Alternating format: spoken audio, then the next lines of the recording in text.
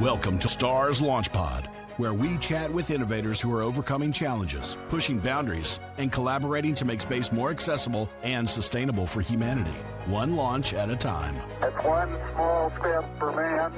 Here's your host, Susan Wise. Hi, and welcome to Stars Launch Pod, Space, Technology, and Research Sciences, brought to you by starsciences.org, where we connect, collaborate, and accelerate. I'm your host, Susan Wise, and joining us, Christopher Leslie. I think I've heard that name a few times. Former mission control team member for the International Space Station and current team member of NASA's Moon to Mars program office. Christopher Leslie, welcome to the program. Thank you. Thanks for having me. I'm so excited. You will always be just Chris to me, not Christopher Leslie. Oh my there's goodness. so many syllables in that. Yeah. We got to clue everybody in because this Okay, is you so go. crazy that we are back here talking to each other. We haven't actually seen each other for many, many years. Like how We're many? not going to say how many. You know, we're going to say Oh, okay. 2 million. A lot. So That's a lot. Decades. we go back to my radio days in Houston, Texas, as many moons ago, Chris. And now, I mean, I got to tell you, from radio to what you're doing and what you've been doing, I think you made the right career choice for sure. Well, it's been interesting. It's been. Well, tell us a little bit journey. more about, everything that you've been doing. Everything that I've been doing. Well, okay. So I was in radio, and my father-in-law said, "That's a nice hobby, but what are you going to do for a real job?" Oh, all right. Okay. Lieutenant Colonel, father-in-law. So I ended up back at school. I got a degree in communications. Do you believe it? From Concordia Lutheran in Austin. And then most of my friends, it was a Lutheran school, so most of my friends went off to the seminary, but I went off to grad school in Houston to work on a master's in long-range strategic planning because I liked that. Then I got an internship at NASA, and that's kind of where everything happened. From there, I started working in what was called the Shuttle Mir program. And that's where the space shuttle was docking to the Russian space station to practice how we were going to build the International Space Station. So I started there, and that all went really well, very fast. And they threw me in the deep end. They said, "All right, Chris, you're going to Russia to negotiate some plans." I said, "Oh, okay. I'd never been out of the country before ever." And they throw me to Moscow. That was kind of Can you speak Russian? Not at the time. Okay. I can now because we had to do that for flight control training. But anyway, I get there and they said, "Negotiate these things and make sure it's favorable." Okay. Okay. All right. So I dived in and did it, came back and it all worked well. And some of the negotiation points I had were for real-time mission control stuff. So I said, "Hey, I really kind of like to go into mission control." So I got accepted as a candidate. And as a candidate, you get accepted into the organization. That doesn't mean you'll get to sit on mission control. You got to go through a lot of training. Mm-hmm. In fact, our phase 1 training, our first set of training, it was called Space Flight Academy. And so we were all little space cadets. And that's what they called us. We were all little space cadets. And there's lots and lots of tests, and we were late night studying, and we had to do it, and we did it. So then we get trained. From there, you have to go through a lot of simulations in the simulator to know what you're doing. And then from there, you work in the back room, and that's like a group of folks that support each position up in the front room, which is where the big screens are. And then if you pass that, then you can get up front. So it took about 2 to 3 years of training and a lot of pushing to be able to get to the front row. And that was pretty quick. And the reason it was pretty quick was the space station, hadn't started yet. So we were all figuring things out. Mm-hmm. So I did a lot of figuring things out. There's like story problems every day. Exciting to be Right. at that level and be part of, seeing it all develop. Yeah. Well, Be there was part no of that. script or there's no procedures. We just Right. we do this. Let's try this. Hey, that worked. Oh, that didn't work. Let's not do that. The stuff like that, right?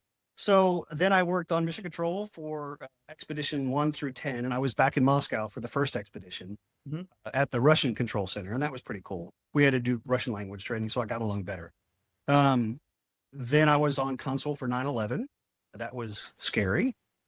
I was on the air for that. I remember. Yeah. Yeah, that was rough. The poor girl that came in after me, it was her first time. She just got certified and it was her first time. And I looked at her and I said, "Tracy, I don't think we have any procedures for this." Wow.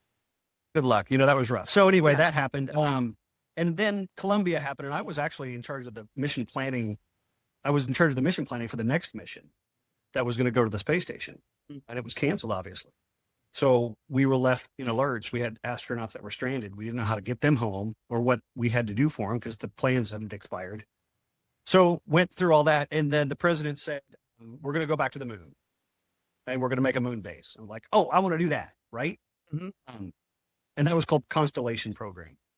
So I jumped off of that, and I did research and development. Because by then I had been on mission control for about 5,000 hours, and I knew what worked and what didn't. And I said, hey, if we just had analytical 3D model of the universe, and we throw in this new thing called artificial intelligence, and we put the spacecraft on a trajectory, we could let the crew plan themselves instead of us having to work really, really hard. And they said, you're up. Make that happen. Oh, wow. I'm like, well, wait, hold on. I just know that that's what we need. I don't know how to do that. So I ended up in charge of a whole lab, and I got several patents out of that because we built it. We built like a HAL, but we had an override capability. Okay, good. And so in the end, the next president that came in canceled the whole program. Mm-hmm. Constellation Program was canceled. And so all that was left was the shuttle and the fledgling space station. And the moon stuff had kind of got put on the shelf. So then I ended up actually as one of the directors or one of the managers of the astronaut office. And that was different because I wasn't doing anything technical. It was more on the public affairs side. Okay. So I was managing people. Okay. Yeah. I'm never going to manage people again. I had projects, technical projects, figuring out how to get from here to there all day, but managing people was a challenge. Yeah. This all shapes you right. for what you're doing now. You know that. I guess so. Yeah. So now, so then I went to a company called Axiom that's building a commercial space station. Okay. Because a lot of my friends, we all grew up together, jumped ship and went to the commercial side of things. And so I was the mission manager, kind of internal mission manager for what was the first Saudi female into space. And that was awesome. I got to help train her and got to help manage that mission. That was awesome. So then my friends back at NASA said, hey, Chris, we really need some help with this Moon to Mars program. And I said, it's back up and running because the president administration changed and the president said, the current president said, we're going to the moon. We're going to do it. Mm-hmm. And we're going to stay there. And then we're going on to Mars. Okay, let's get back on track. So I jumped back to NASA and that's where I'm at. I'm in what's called Moon to Mars Program Office. That's so exciting. And but understand that there's a little bit of explanation, right? So Artemis is the name of the program, right? Instead of Constellation, it's now Artemis. And it's comprised of like 6 big elements, which is the giant rocket, the SLS, the Space Launch System, the Saturn V replacement, and all the things that happen at the Kennedy Space Center, big giant crawler. And then there's Orion, the spacecraft that the astronauts sit in and go and come back. And then we're building a space station around the moon called Gateway. And then we've got the lunar landers, which is SpaceX and Blue Origin. They're going to land on the moon. And then we've got a new spacesuit. And then we'll have rovers. We'll have, moon buggies instead of dune buggies. We'll have pressurized rovers. We'll eventually have a pad on the moon. So all of these elements, these are all 6 elements, and they're all have independent operations, independent budgets, independent administration. So Congress, this actually came from Congress, said we need an overarching group to manage everything, kind of like a conductor of a symphony, right? You've got trumpets and flutes and percussion and cellos, and everybody's playing their own music, not at the same time. Right. It's a bit of cacophony. So the Moon to Mars Program Office sits on top of those 6 elements and says, all right, here is the piece of music. Here are the plans. Everybody, here's when you come in. Here's what you need to do. Here's what's going on. Okay. So that's the Moon to Mars Program Office. In that office, there's some sub offices, and I'm in one called the Exploration Operations Group. And our job seems really cool. I really, really love what I'm doing. So it takes about 5 years to plan a moon mission. And what we do is at the beginning say, all right, we've got this element, this ship, this rocket, this suit, blah, blah, blah. What are we going to do on a mission? So we come up with what are we going to do on the mission? So we set the objectives of the mission and then the priorities of those objectives. And then we carry them through and say, all right, is everybody cool with this? Okay, well, this thing can't do exactly that. What about this? Okay, if we do that, then that changes this. Is everybody cool with that? And we escort it all along to about a year out. Okay, so on paper, this mission now works. It's feasible. That's what we do. We make sure this mission is feasible. Then we hand it off to Mission Control and to the Kennedy Space Center.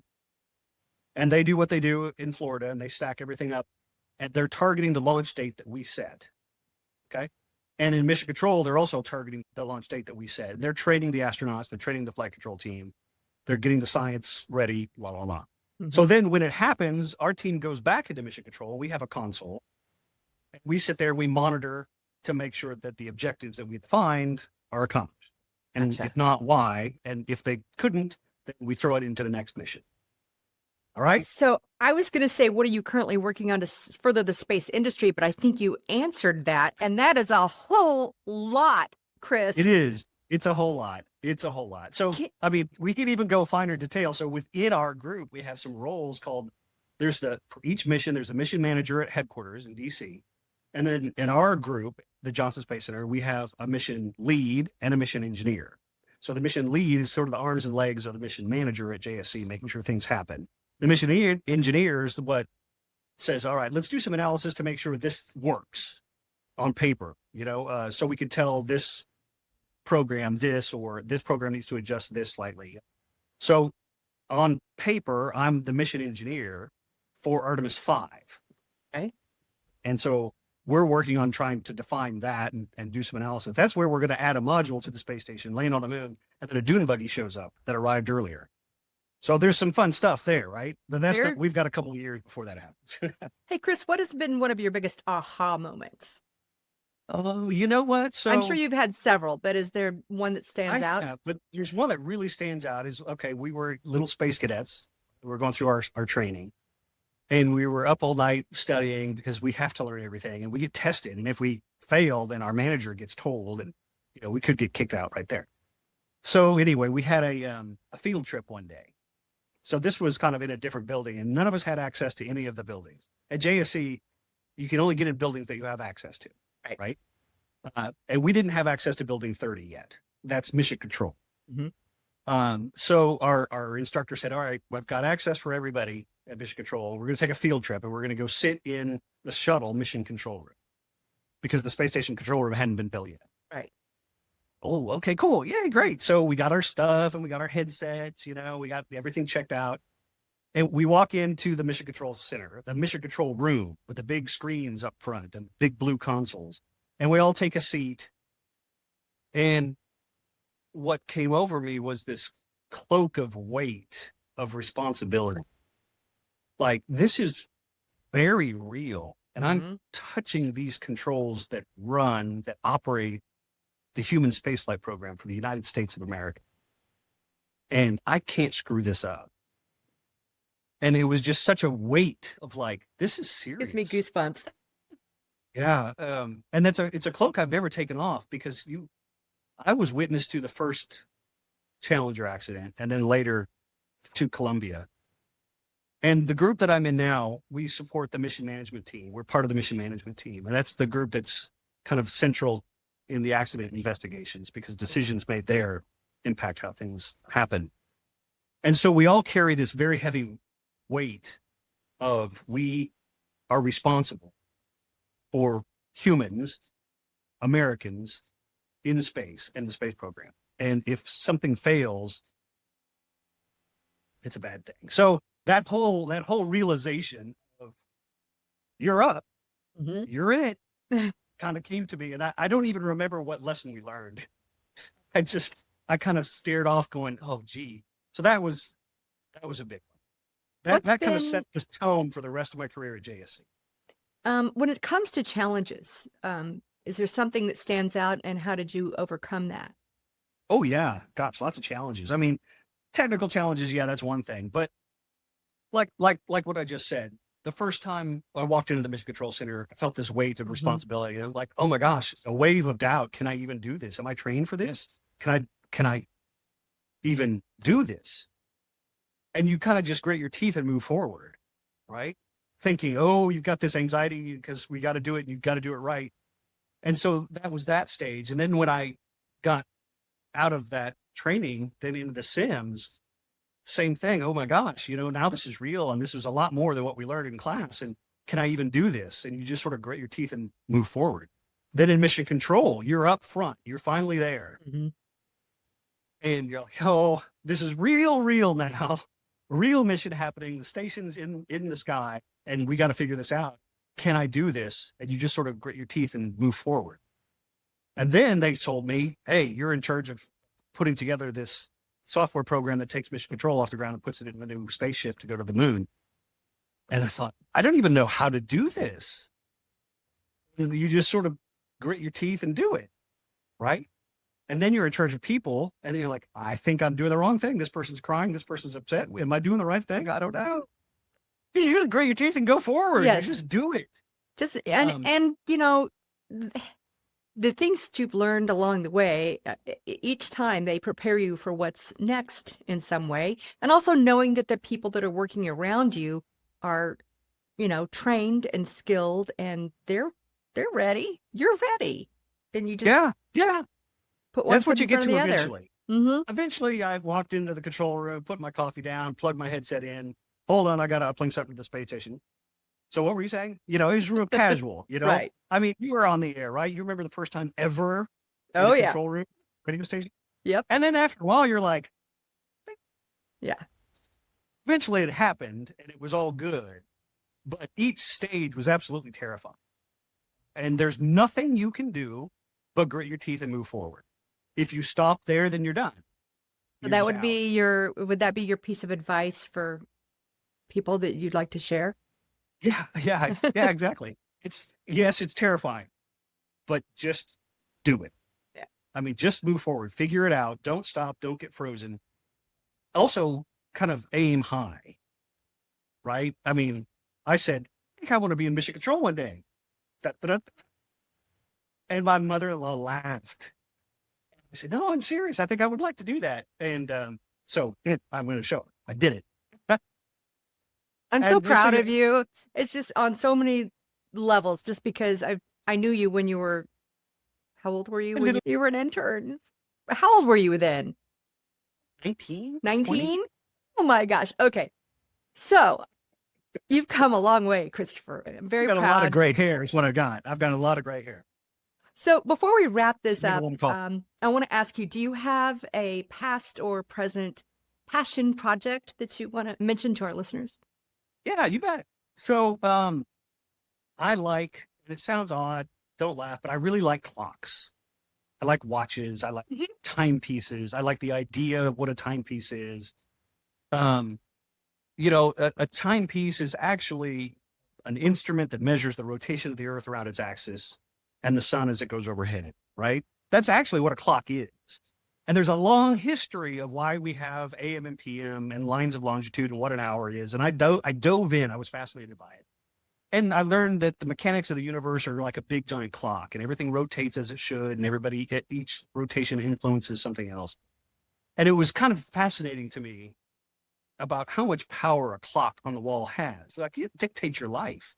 Yes. You know, growing up as a kid, You love it going and to hate church, it. oh my mom would have her hair on fire, and we had to get out the door, and there was so much chaos because of a quiet little clock on the wall with hands. So I learned the importance of time, right? So actually, I didn't tell you in mission control, my job was in charge of the timeline. I was in charge of time. I was in charge of space time. Okay. What happens when, what the astronauts are supposed to be doing, when are we going to do this, when are we going to do that, all that. That was what I was in charge of. So out of all that, I started tinkering, and I ended up with a couple of more patents out of that research and development lab, but that were just for me. I built a clock with no hands that goes backwards.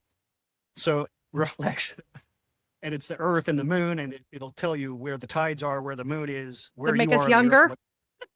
Earth. I wish. So I did that. And that was pretty cool. And a company picked that up and sold it in Europe, and that was fun. The big wall clock. Very cool. And then I got a patent for a watch design.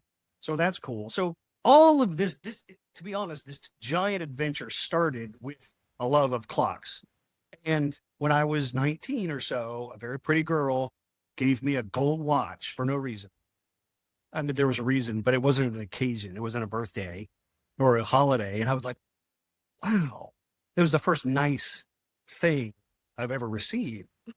And I wore it forever and ever and ever. And I tried to get the battery replaced, but I had worn it so long that it was discontinued. And now I've got a stash of like 20 watches because I collect them because I was just so fascinated about that. But that's the point, I think, that kind of started me thinking about what is really time and how are we measuring it? And I've learned the value of it because we've only got so much, and you best get to work. Right. And so that's that whole part of me started with that little gold watch. Love that, Chris. Thank you so much for sharing that. That's lovely. You're welcome. Cool. Oh, such an honor. And speaking of time, I hate, we might have to do a part 2 because, there's so much to share. There's so many stories I could tell you. I've got lots of Russia stories. I've got lots of we will Michigan definitely stories. do a part 2 then, Chris. Thank you so much for joining us today. I really do appreciate it. You bet. Thanks for having me. All right. Be sure to join us where we connect, collaborate, and accelerate. We'd like you to join us on starsciences.org and receive a free 1-year membership. Just enter the promo code FRIENDS321. That's FRIENDS321. And Chris Leslie, former Mission Control Team member for the International Space Station and current team member of NASA's Moon to Mars program office, thank you so much for being on today. And we will do a part 2. All right? That's good. All right. If you enjoyed this episode, leave us a review and subscribe. And until next time, keep looking up. Don't miss an episode. Subscribe on your favorite streaming platform. Watch us on YouTube and follow us on social media. Stars Launch Pod, propelling us forward, one launch at a time.